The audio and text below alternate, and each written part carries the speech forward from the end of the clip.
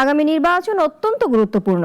নিরাপদ ও গণতান্ত্রিক রাষ্ট্র গঠন করতে না পারলে দেশকে শোকগাথা ও শোক সভা নিয়েই চলতে হবে, এমন মন্তব্য করেছেন বিএনপি চেয়ারপারসন তারেক রহমান। রাজধানীতে এক মত বিনিময় অনুষ্ঠানে তিনি এসব কথা বলেন।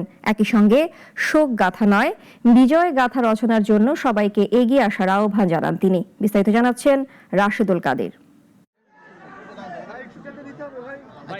রাজধানীর কৃষিবিদ ইনস্টিটিউট মিলনায়তনে ২৪-এর গণ অভ্যুত্থানের শহীদ পরিবার ও আহতদের সাথে মতবিনিময় করেন তারেক রহমান, আর এর আয়োজন করে বিএনপি। অনুষ্ঠানে উপস্থিত শহীদ পরিবারের সদস্য ও হতাহতরা 18 মাসে জমে থাকা নিজেদের নানা ক্ষোভ, হতাশা আর অভিযোগ তুলে ধরেন। আমার ছেলে তার বন্ধু বান্ধবদেরকে নিয়ে ২৪-এর আন্দোলন ছিল মানুষের গণ অধিকার আদায়ের আন্দোলন। কাজেই এককভাবে কেউ এই আন্দোলন নিজেদের বলে দাবি করতে পারেন না বলেও জানান তারেক রহমান। ২০২৪ সালের আন্দোলন কোন ব্যক্তি, দল বা গোষ্ঠীর নয়। যারা স্বাধীনতা রক্ষার আন্দোলনকে দলীয় স্বার্থ রক্ষার আন্দোলনে পরিণত করতে চায়, তাদের সম্পর্কে স্বাধীনতা প্রিয়, গণতান্ত্রিকামী প্রিয় মানুষকে অবশ্যই সজাগ থাকা জরুরি।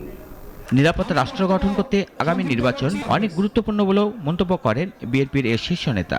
আগামী জাতীয় নির্বাচন অত্যন্ত অত্যন্ত এবং অত্যন্ত গুরুত্বপূর্ণ।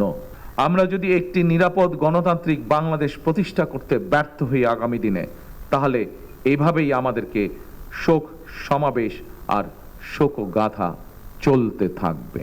আর শোকগাথা বা শোক সমাবেশ নয়, বরং আসুন গণতান্ত্রিকামী মানুষ আগামীর বাংলাদেশে গণতন্ত্রের বিজয় গাথা রচনা করবে ইনশাআল্লাহ। ৭১ স্বাধীনতা অর্জনের বছর, আর ২০২৪ ছিল দেশ ও জনগণের স্বাধীনতা রক্ষার আন্দোলন। এই আন্দোলনের চেতনাকে সুসংহত করতে হলে দেশের প্রতিটি নাগরিকের রাজনৈতিক ও অর্থনৈতিক স্বাধীনতা নিশ্চিত করতে হবে বলেও জানান তারেক রহমান। রাশেদুল কাদের, নাগরিক, ঢাকা।